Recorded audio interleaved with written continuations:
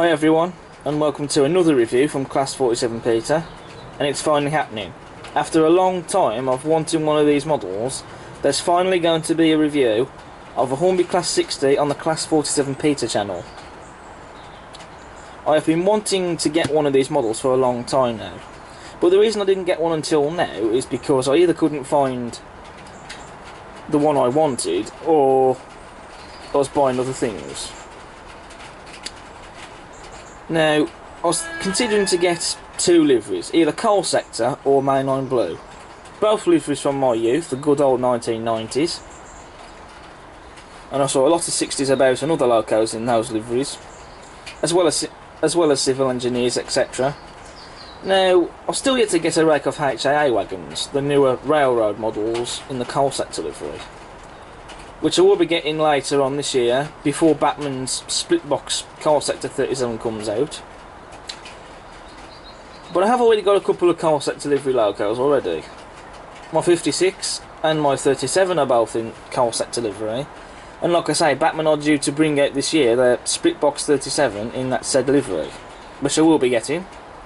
And so I thought, I don't have many mainline livery models. My Class 58 and 09 are both in Mainline Blue, but I haven't got many models in this livery, so I thought, why not get this livery? However, getting hold of this particular model has not been easy, and I say that because since Hornby brought this model out in this livery, they haven't brought a Class 60 out again in Mainline Blue livery. So of course I was having to find second-hand models. Now the ones I was finding were either ones that had been weathered, DCC fitted ones, or just ones that had just been second-hand, basically. And they wouldn't come about all very often. And more often than not I was giving them a miss. But then, only a few weeks ago, I was on eBay looking for bargains and I stumbled across this. A Hornby Class 60 in Mainline livery, as I buy it now, for £139, brand new, still in its box and never been opened and never been ran. I know the box tells a different story, because there is somewhere in town marks on it, it has to be said, but it is still brand new in its box and it's never been opened. And so I thought, this is the perfect chance to get one of these, because if I don't get it, someone else will get it and I would have been a fool not to grab it. 139 is sort of about round the going rate for Class 60s now. You can get some for the £120 mark, others for in the £130 mark, some even more than that. And considering it's brand new, you know, I thought, well, I've got to get this. You know, I just simply couldn't resist it, and so I grabbed it. And it's arrived in the post. So, let's not waste any time. Let's get this model opened and see what it's like. I've seen these models in the pictures and they look stunning, and so I don't think I'm wrong. But anyway, so this is the sleeve for the box, and on the front you get a photograph of the model that you get. On the back you get a photograph of the real loco, which the number of this loco is 60078, and there's a photo of the real locomotive, as you can see there. You get some brief history on the back of this box sleeve as well, which you can pause and read that if you want to. I'm not going to stop you.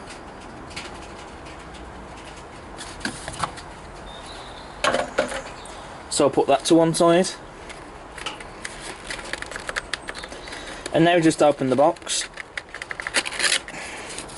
And this is the old style Hornby polystyrene packaging that splits in two, which is my personal favourite packaging. So I'll put the empty box to one side and we'll get rid of the cover there.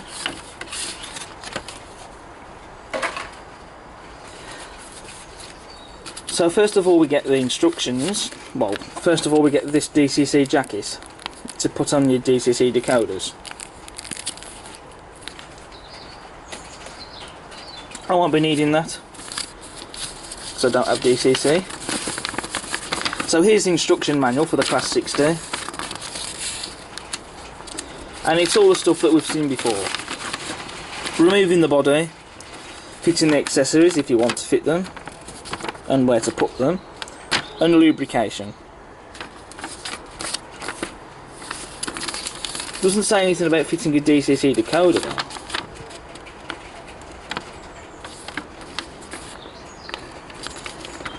But there we go. So put those to one side.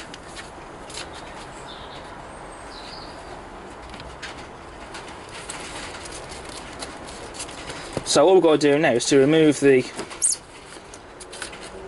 two ends of the box. Before we remove the other one, here's the little detail bag. I'll put that to one side.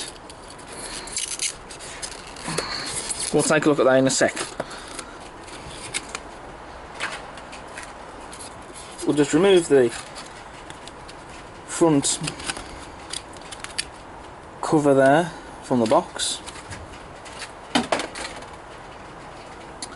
So we'll just put that to one side and we'll now have a look at the little detail bag. So in the detail bag we get two NEM tension lock couplings to fit on the loco. We get a couple of snow plows, which that is what they are according to the instructions. We get a few vacuum pipes, and last but not least we get two screw link couplings. So the detail bag put to one side.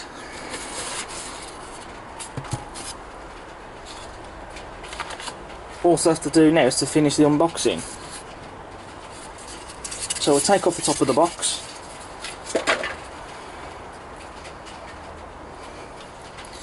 And we gently lift out the model.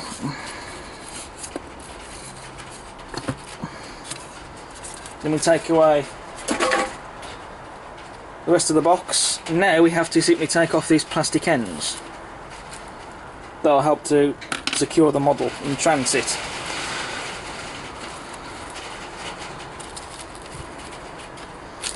So I put those to one side, and then we take off the tissue paper, which I'm not a fan of, but there we go. And there's the model itself. So now we can look at the detail. First of all, we come onto the weight. It's a very heavy model. I'd say it's on par with the Dapple Class 68 in terms of weight. It's a very heavy model, which is good because it means there's going to be no problems with traction. So there'll be no issues with this model pulling long freight trains, whatever you choose to get this model pulling. Moving on to the detail now, which we have sprung metal buffers. I don't care much for these sprung buffers, as you all know, but they're there. And if you like your sprung buffers, then they'll make you happy. And they are made out of metal though, which is nice, as opposed to having plastic buffers, but there we go. Now this model already has snowplows fitted. These are the pre-fitted ones. There is an M socket, as you can see just there, to fit a coupling in, either the one supplied with the model or a KD or whatever you choose to fit this model with. On the buffer beam there you can see the holes for the detail parts to fit into. We have got a separately fitted lamp iron on the front there, as you can see. You've got the locomotive's running number, 60078, crisply printed on the front, and a couple of warning signs, as well as a separately fitted handrail. The front of the loco has been very well and accurately represented to the real thing. On the cab roof we have the horns, which are separately fitted. Separately fitted window wipers and glazing in the cab windows, and rivets on the window frames as well. Now just look at the cab interior detail. That is stunning. It's all painted and it looks just like the real thing. Glazing in the side of the cab windows there, and rivets on the window frames too. And the window frames are also painted black, as they were on this livery. We've got 6D078, the loco's running number, crisply printed on the sides. And also this little grille here on the side.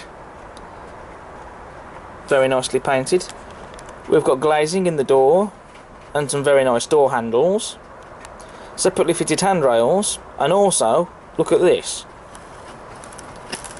The cab doors open, as you can see. A very nice feature, that is. It's not the sort where you can have the option of either having the doors open or closed, but then again, most of the time you see the doors shut on these locos anyway.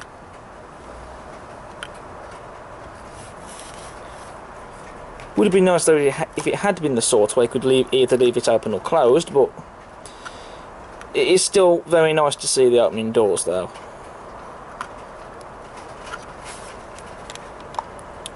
Not seen that feature on a model for a while in these reviews.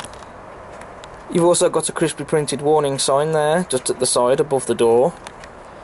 You've also got the mesh grille there on the side, and you can even see the detail there for the engine.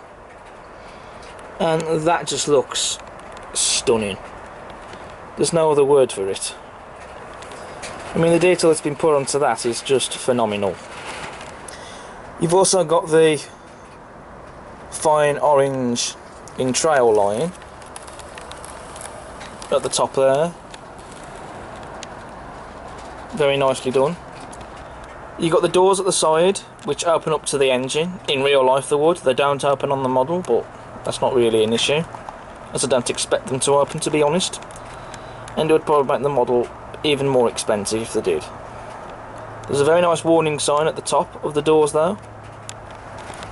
Another mesh grille there. And there is some detail in there. Not as visible as it is in the other one, but there is some inside there. There's even rivets on the outside of the grille there, as you can see. Some more detail at the side with some rivets as well. There's a lot of detail on the bogies. Got the footsteps, the springs and the axle boxes and some rivets. The fuel tank has some nice detail as well. There is some rivet detail there, a couple of warning signs, and even the fuel tank dial. We've also got some nice detail on the underframe. I mean, that just looks so realistic, that bit of detail does. I mean, just look at the amount of detail that's gone into that. There is quite a bit of detail on the roof as well. We've got some rivets, some more mesh grills that you can see through, and they look superb. There's loads of rivets on the top of the cab roof, as well as the exhaust port where all the diesel fumes come out of. You could weather this if you wanted to, but I'm not going to. I like it's painted in a very nice shade of red as well, just like on the real ones, because in this livery they were indeed painted this colour, and it looks nice. There's even some detail on the exhaust ports as well. Just look at the rivets. Now, the livery of this model is spot on. Beautiful shade of blue, the correct shade as well. Very nicely applied and evenly too, with no errors in the paint. It looks absolutely fantastic. Takes me right back to the 90s, this does. We've got the beautifully crisply printed silver line running down the middle there. And of course the Mainline logo. Just like the lining, picked out in silver, as it was on the real locos. And I didn't mention, did I, about the running numbers, that they're also picked out in silver. Again, that was very much like the real ones as well. The other end of the loco is exactly the same detail, a separately fitted lamp iron. Warning signs at the front. The loco's running number. NEM socket for the couplings and a snowplow. Sprung metal buffers. That one just got a bit wonky there. glazing in the cab windows, separately fitted window wipers and rivets on the window frames. I do want to talk about the buffers though. These buffers, they do seem to be quite loose. That's something I've noticed. Because off camera, this buffer here was actually wonky, so I had to straighten it out. And I was actually worried about this buffer being pulled out of the buffer housings here. One problem I did have with my Class 56 is that the buffers were prone to sliding out of the buffer housings. Touch wood, this won't happen with this model. But you know, that's just something for you to be wary of. The other side of the model has pretty much the same detail, with a couple of exceptions. There's only one grille on this side of the model, very much like the real one.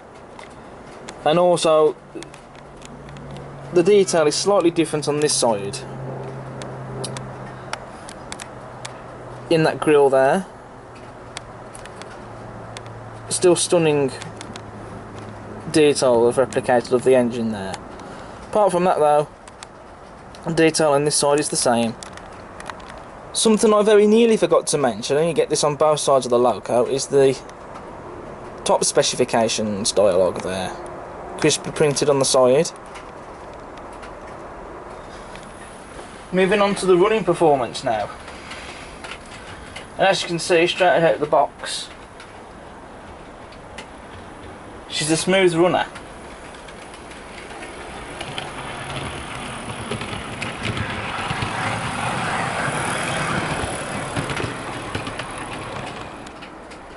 There's no motors burning out, horrible grinding noises or stuttering movement. It's running exactly how it should straight out the box.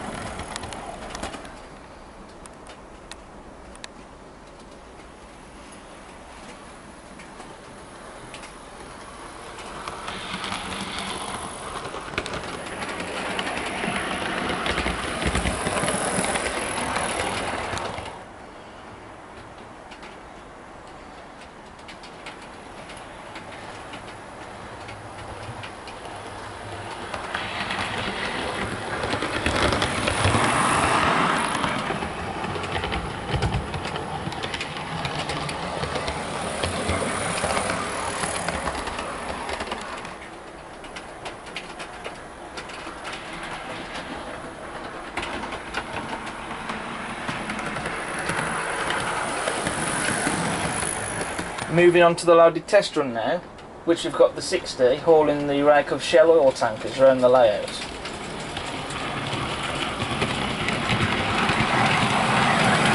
There's 13 of them here. As you can see, there's no problems here. It's got to be said, these wagons are not particularly heavy. They are fairly light. But even so, she can manage her own things.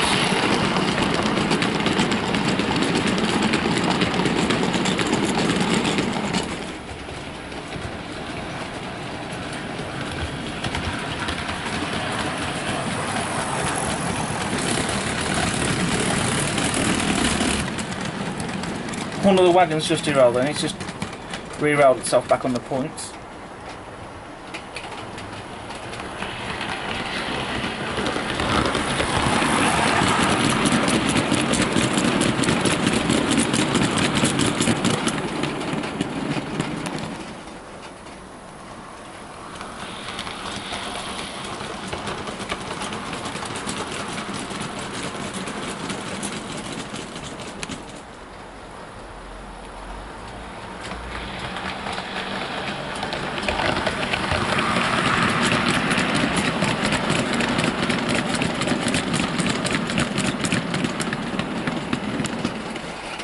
So overall, I can't fault the Hornby Class 60. It's got stunning and phenomenal detail, it really has. And it's one of Hornby's best diesel loco models they've made, I think.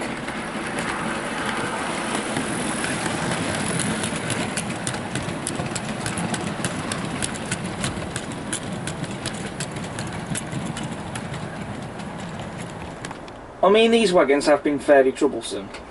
The one behind the loco has derailed a number of times off camera, but this loco still managed to pull them regardless of the odd derailment here and there from the wagons.